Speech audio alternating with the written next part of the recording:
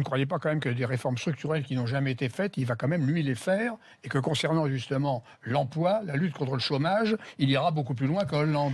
Sur ce point précis. Je pense c'est un point important pour les Français. Je pense que déverrouiller et donner plus de liberté dans l'économie française, en particulier sur le marché du travail, ne peut éventuellement s'entendre et servir à quelque chose que dans une économie qui n'est pas ouverte à tous les vents et qui est protégée. Parce que là, dans l'état actuel, si vous libéralisez le marché du travail et que vous laissez une concurrence totalement faussée, vous allez créer un appel d'air pour le chômage absolument majeur. C'est-à-dire que vous ne créez pas un seul emploi et au contraire, vous facilitez les licenciements. Ce n'est pas de faciliter les licenciements qui va remplir les carnets de commandes des entreprises. C'est leur permettre d'avoir des commandes, par exemple des commandes publiques, c'est d'avoir des Français qui achètent des produits qui sont fabriqués de façon locale. Et pour ça, il faut renchérir ceux qui sont en concurrence alors qu'ils n'ont pas les mêmes normes environnementales, pas les mêmes normes sociales, c'est-à-dire rétablir un tout petit peu de bon sens dans l'économie. Mais enfin, les normes que vous voulez imposer encore plus par rapport à des pays où il y a le plus de normes. Mais c'est pas encore plus. Nous sommes un pays qui impose des normes à ses propres entreprises, mais pas aux autres. Un seul exemple. Non, mais on est les champions du monde des normes. Pardon, je vais vous citer un exemple qui va vous montrer en effet que nous avons des normes idiotes. Les bananes. Quand vous achetez une banane française de Guadeloupe ou de Martinique, elle a interdiction d'utiliser certains pesticides parce qu'ils sont dangereux pour la santé.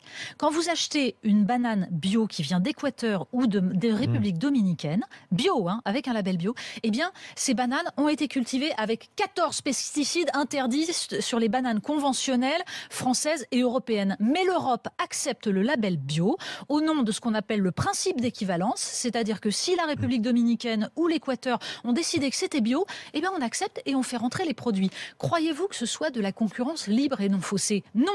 Donc le problème, ce ne sont pas les normes. Le problème, c'est de décider qu'on ne contrôle pas ce qui rentre comme produit. Et ce n'est pas bon pour le consommateur. C'est une tromperie du consommateur. Oui, mais c'est idéologique finalement.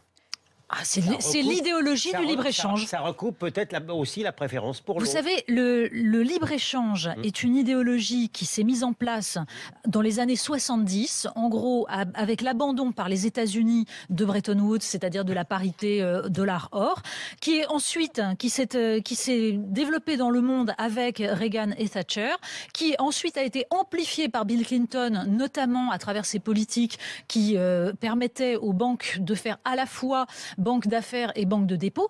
Et tout cela, aujourd'hui, arrive en bout de cycle. C'est-à-dire que partout dans le monde, on est en train de remettre en cause ce libre-échange dont on voit qu'il a appauvri les classes populaires et les classes moyennes. Il a sorti des millions, voire des milliards de gens de la misère. Donc, il n'est pas parfait, on est d'accord. Si vous me laissiez finir la phrase, je vais vous expliquer. Mais si, justement, je vais vous le dire. Il suffit d'aller en Chine, il suffit d'aller au Brésil, il suffit d'aller même en Afrique aujourd'hui. Vous regardez les travaux de l'économiste Branko Milanovic et il vous explique comment, en effet, vous avez dans les pays du tiers-monde des gens qui sont sortis de l'extrême pauvreté, mais ça ne s'est absolument pas fait par une redistribution des richesses et notamment en prenant sur les plus riches de ces pays et des pays occidentaux. Ça s'est fait au détriment des classes populaires et des classes moyennes des pays occidentaux. C'est ça qui ne va pas. Donc vous avez plus d'inégalités et ce sont les classes moyennes et populaires qui payent. Un monde où il y avait 5 puissances qui dominaient. Le monde est plus complexe, le monde est plus ouvert. Et il y a de grandes puissances qui n'existaient pas, qui existent aujourd'hui. Il faut effectivement, vous avez raison, se défendre. Mais revenir en arrière, c'est pas la solution parce qu'on ne reviendra pas en arrière. Qui a dit qu'on revenait en arrière ? Vous êtes en train de nous faire Thatcher, Reagan, on ne reviendra pas avant.